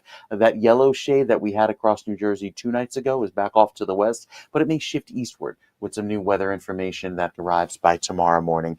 Also a small risk of hail as well as wind, and yes, still that 2% risk of tornadoes that actually caused one to spin up and prompting a tornado warning over in Monmouth County 2 nights ago. So with our weather looking quiet until then, air quality looks good across New Jersey. Anytime this number is below 50, we'll take it. That means the air quality is nice and clear. With the clear sky that sticks around for the morning, clouds return this afternoon thanks to an easterly breeze. The warm front does its job of really warming us up tomorrow in the afternoon with some breaks in the clouds. And then by tomorrow evening, as that front slides south, it brings back the chance of some rain, but also keeps the rain threats around into the weekend because it's just system after system, kind of in between our rainy events that they're all strung together across the weekend. That might bring back maybe some sunshine there. And I'm being very optimistic here because I'll be in Cape May this weekend. Some clearing by Sunday, especially in the morning and afternoon for southern New Jersey, as that warm front tries to bring in the warmer, clear air. That helps bring temperatures up into the 70s potentially across southern parts of New Jersey by Sunday afternoon. Northern New Jersey, however, is still pretty chilly. We'll be stuck in the 50s by the end of the weekend with those clouds and showers likely for most of the state. Again, the shore points could be a little bit cooler by the end of the week, especially going into Saturday and Sunday. There's our 67-degree high with temperatures that'll bring back a little bit of a cooler feel and some sunshine by Monday and Tuesday. So, Ken, I've been kind of salivating at this all morning long, waiting to open the raspberry Uncrustable because it was a Target Circle special, so we had to stock up on them, and it's so worth it. I was at So Le worth it. Target last night until 8 o'clock. That's great, man. They're only at select always has- Targets now because I think they must have sold out.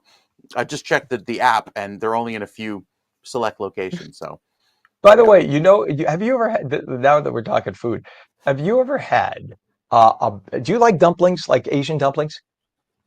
I mean, when I frequent Bayside, New York, and Queens, and there's literally Right, I you figured. stumble across a dumpling place every 6 feet. Yeah. So here's the, I am addicted to I mean, like I have never met a dumpling I didn't like. I love Okay. pierogi, I love ravioli, I love tortellini, and I love Asian bao buns. I like all. Mm-hmm. They're all in the same family, right? I love that all these cultures have these great dumplings. Well, have you ever had a soup dumpling, an Asian soup? I'm sure you have. Yeah, So you one of our bite into it, favorites. and Yep. there's a Mm-hmm. burst of broth inside. Yes. Le Target now carries them frozen. Yeah. Really? Yeah, and you heat it up with Wow. I put a moist paper towel around it, but Of for those course. who haven't had it, you could just, It's a an pack of 6 experience. of them is your whole meal. It is Yeah. a culinary experience to die for. It's It like is very good. $4, There's, $5. yeah, no, it's good. I think the best soup dumplings I've ever had are from the Asian restaurants that do not have English menus. Like you go Right. and the menus are not in English.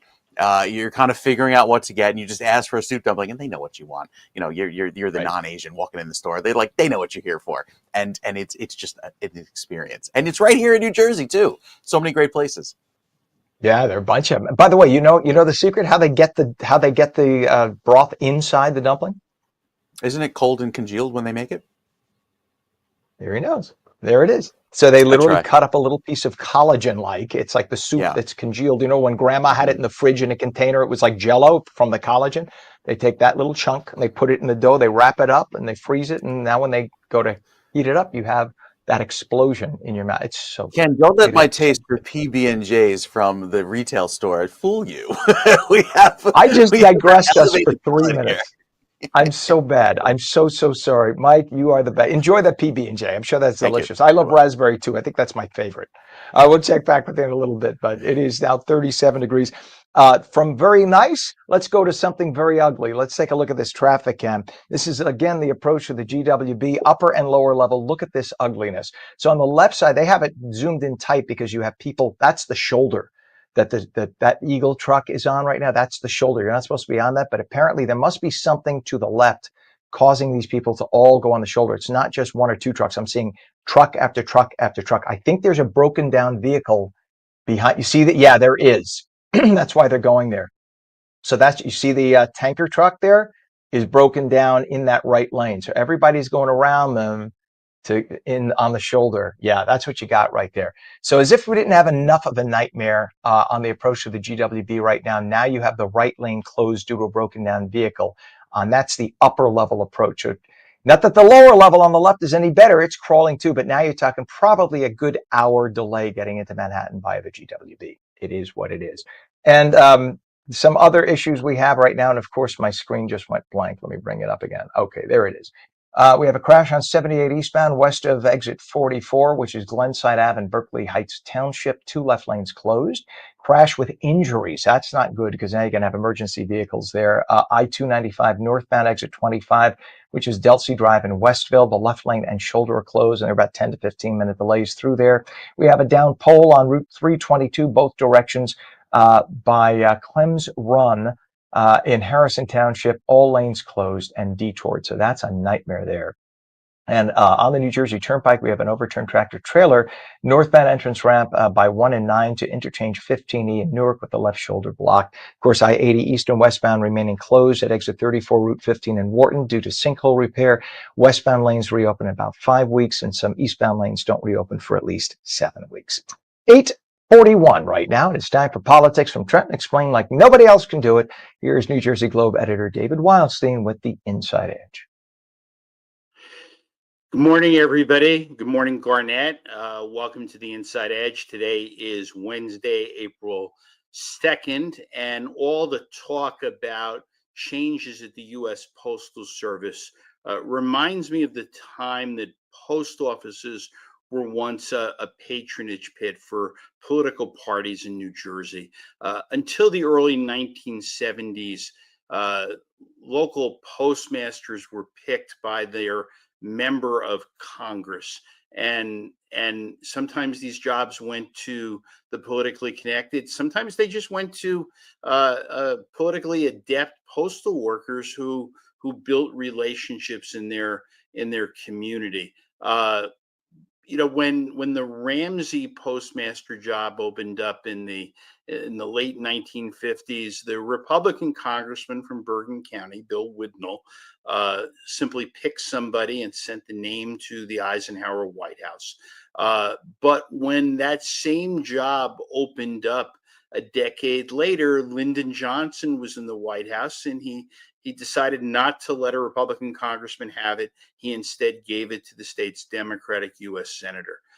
In the late 1960s, when the postmaster job opened up in East Patterson, now East Patterson is known as Elmwood Park, but there were a couple politically active Democrats who wanted the job. So the local congressman, Henry Helstosky, decided to just call a meeting of the county committee, let them screen the candidates and vote on who they want to be the postmaster.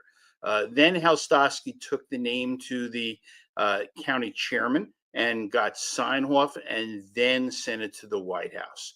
And in the 1950s, there was a partisan Republican push in Edison to eliminate 11 different postmaster jobs throughout the town and replace it with one more influential postmaster.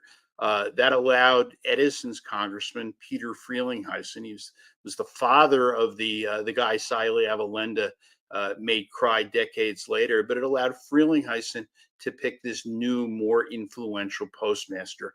That move really upset the mayor of Edison, Anthony Yelensik. He was also the Democratic county chairman. He liked those 11 jobs that had sort of been negotiated back in the days of Franklin Roosevelt and Harry Truman by the Middlesex County party boss, David Wilentz. You know, the old system is probably never going to come back. But you got to wonder if local post offices might have run better if the postmaster owed his or her job to their congressman. And imagine how much more engaged county chairmen would be in winning congressional races if a victory came with a six-figure patronage job in every town. Anyway, that's what I have for today. Thanks for listening, and I'll be back tomorrow morning. I love David. Only in New Jersey would you have somebody in politics who holds 11 jobs, 11 official titles so that they draw a salary from each of them. Well, not all. In some cases, they don't. In many cases, it's volunteer or part-time, but very curious. New Jersey, the Garden State. 8:45. It is 37 degrees right now. Clouds and sun this morning, then becoming cloudy and breezy later in the day. Maybe a stray shower. Highs around 50. Meteorologist Mike Favetta returns after having his PB&J with a full Garden State forecast. It is National PB&J Day, by the way. Plus, taking your calls. We'll take maybe one call here if we could at 888-658-0234. You're watching on New Jersey Mornings. Don't go away.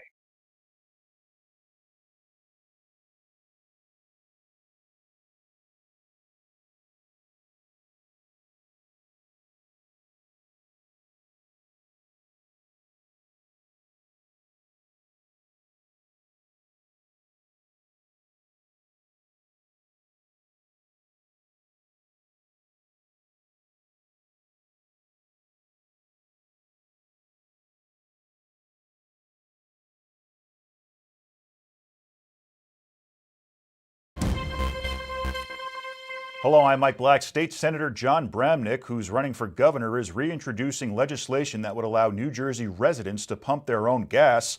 A similar bill was brought up in 2022 but failed to pass. Congratulations to former Manchester Township High School student Ryan Sognis, who becomes the town's first graduate to join the U.S. Space Force. Sognis, who graduated in 2020, took the oath of office in the high school's auditorium.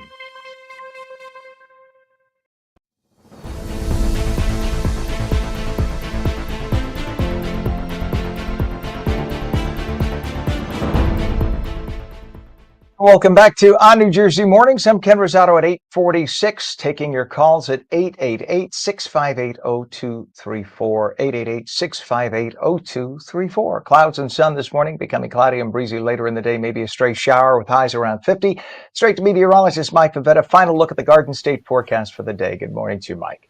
Good morning, Ken. We've got a really pretty day ahead. Cloudy this afternoon, but I think most of New Jersey will enjoy the warm up tomorrow, which will bring our highs into the upper 70s, maybe even touch 80 degrees inland away from the coast. And it's all about the location, even today, with those light showers that arrive this evening through Sussex and Newton and even Hackettstown. Even though you don't see the rain icon on all of the cities here in northern New Jersey, that's because the direction the rain moves in. So this is like a snapshot around 5 p.m. of where temperatures will be. The showers start to enter the Garden State by around that time and move eastward through 6 and 7 and 8 o'clock later on tonight. So from Jersey City and Newark, as temperatures climb today into the upper 40s, they kind of hold there just below 50 degrees, bringing back some milder weather tomorrow. With the drought monitor, which will be updated by Monday, we will see a big improvement. And that's all due to the rain that we endured with those 2 inches of rain, nearly 2 inches that fell 2 nights ago, bringing our average rainfall through Toms River and Ship Bottom well above 100%. I mean, we're looking like a lot of rainfall. That even brings back our rain deficit opposite back to 0. So into the middle of April, most of the state will stay cooler than average. That's opposed to out west, where there's a big heat wave happening with temperatures well above average. And then that dry weather maybe will shift eastward by then, but we're looking at a better chance of seeing some wet weather, at least through the middle of the month, with slightly above average chances of precipitation. Our forecast for the 7-day weather outlook here in New Jersey brings back the milder weather tomorrow with some breaks in the clouds and the afternoon sun, but then the storms, which could be severe, especially across the western portion of the state by tomorrow evening. That clears out for some cloudy weather on Friday with some showers. Saturday, Sunday, Monday, each and every day actually features a little bit of rain. But I think by the time we get to the middle of next week, some drier weather takes over as we'll enjoy the calm effects of after a first rainy week of April. Going into the southern portions of the state, yes, storms are on tap for you later on tomorrow evening with that front. Friday and Saturday look pretty wet and chilly, but Sunday is interesting because for the shore points, with that warm front pushing in from the south, we could actually reach the upper 60s, maybe even low 70s, and some breaks in the sun before some rain gets at us again by Sunday afternoon. So there could be a few hours there of decent conditions before more rain comes in Monday, and then we finally dry things out on Tuesday. So Ken, it's a great day to have that peanut butter jelly sandwich in hand, given how kind of gray the weather is. It's gains season here in New Jersey. Yeah, Right before that the summer. indeed. Well, listen, enjoy your raspberry. I'm going to head out to my Target and see if they have some of the raspberry ones in stock. If they have, for people tuning in, they don't know what I'm talking about. The you have the those Uncrustables, Yes. and they traditionally have strawberry and grape. By the way, I was always a fan of the strawberry, but the raspberry gives it that little acidy edge that the strawberry is sometimes too unctuously sweet, and grape is way too sweet, right? To get to in the finer points, right? So raspberry I is love that much more you're adult. critiquing a off the shelf processed food product like it's a fine dining experience. Just the hint of acid with Got it. raspberry. There is, with the exception of the peanut butter, there's nothing redeeming about that because you Yeah, got I know. sugar, you get White white bread. processed flour. It's just not good, but it's good. It's just something about the mushy white bread that just makes it just Yeah. right. It's Brings back nostalgia. childhood. Mm-hmm. Totally, I'm with you, buddy. All right, my friend, have a wonderful, See wonderful you day, tomorrow. and go and enjoy your PB&J. See you Thanks. then. Take care. It is 8:51, 37 degrees, and if you live in Plainfield, you will have to dig deeper to pay your property taxes. Not a little bit, but a lot of it. The city's Board of Ed in Plainfield wants to raise property taxes by 36%. How do you have a budget gap requiring that is that big? This is all to help close a budget gap. See, one thing that people forget when you have a sanctuary state and sanctuary cities, and I'm not saying Plainfield is a sanctuary city, but the state is, okay? And you have hundreds of thousands of illegals coming in. The law is you must educate the kids no matter what. No questions asked. Even if you're here illegally, the kids have to go to school. It's the law. When they go to school, guess what? They got to be fed up to 3 meals a day. Breakfast, lunch, and dinner, because why should parents have any obligation, right? But the parents can't afford it. Well, then you have the question, why did you have 17 kids? I have kids because I couldn't afford it. But it is what it is. You have the kids, and then everyone has to pay for it, right? So now you have a problem with the kids going to the schools, and the schools, by law, have to get teachers who could speak multiple languages. Well, teachers who speak multiple languages don't get paid what regular teachers get. They have to get more money. So now what you end up having is a huge budget gap at the end of the year. So people think, oh, we have to help the illegal migrants, the travelers. This is the problem that it presents. You're talking about millions and millions and millions of dollars for communities large and small, not anticipated. So every time I hear people say illegal migrants contribute much more financially than no, they don't. Every study, every legitimate study shows it costs us billions and billions and billions. If they contributed more, New York City wouldn't go to the federal government saying we need $20 billion because of a budget hole because of illegals, right? So if they were helping New York so much financially, you wouldn't need congestion pricing. Think about that. All the libs who say, oh, they contribute much more, Ken. They pay taxes and they get it back in Social Security. Bull. Most of them who are working are making money off the books. They're not making money on the books. So they're not paying. The only tax they pay is when they go to the store and shop. That's about it. And many take that money and send it overseas and don't end up bringing it back into our economy. This is a problem that has to be dealt with. You're welcome to come here. You're welcome to be a citizen. We want you to be a productive member of society. Do it legally. And this is why Trump won. And this is why if you speak to many people who are from other countries who are here legally, they will be the first ones to tell you they don't want someone here illegally. And white liberals don't understand. They conflate all people here legally or illegally as migrants. Don't do that. It's offensive to people who've come here legally. Anyway, getting back to the topic at hand, the city in Plainfield, their Board of Ed, wants to raise property taxes by 36% to help close a budget gap. Plainfield Mayor Adrian Mapp criticized the move, saying it would be a burden on residents who are already struggling, of course. Plainfield's median household income is just over $70,000 a year, among the lowest in Union County. Now you're telling people to have to go up by a third? The increased taxes would amount to an annual tax increase of just over $850 on average for the average Plainfield homeowner. What chutzpah. A 17-year-old from Patterson charged in the shooting death of a Garfield man last month. The teen charged with juvenile delinquency because he is 17. But if liberal prosecutors had charged him as an adult like they should have, because it's murder, he could have faced the charges of murder, conspiracy to commit murder, unlawful possession of a weapon for an unlawful purpose, etc., and faced probably life in prison. Police say the 17-year-old fatally shot 21-year-old Josiah Montgomery of Garfield several times. Talk to Josiah's parents and see if they are okay with the kid just getting a JD card and having a life while Josiah lies in a grave. Think about that. Police have not said what led up to that Patterson shooting. 8:55, it was a victorious night for Republicans in the state of Florida last night. GOP candidates comfortably swept two special congressional races that legacy media had said for weeks were leaning Democrat. The Republicans won in both cases by 15 points. Yet liberal media said they were going to lose. Says something about liberal polling when they oversample Democrats 3-1 and then say, oh, look, the poll shows that the Democrat's going to win. Yeah, don't buy it. It's propaganda is what it is. It's meant to shape your opinion of the story beforehand. 8:55, shares of conservative cable channel Newsmax soared nearly 180% yesterday, a day after the stock's amazing debut in the New York Stock Exchange. Shares of Newsmax rose more than 1,500% since Monday, when the stock opened at $14 a share and closed the next day at $233 a share. That means Newsmax now worth $30 billion, valued at higher amounts than Fox News Channel, though Fox does continue to dominate significantly in viewership.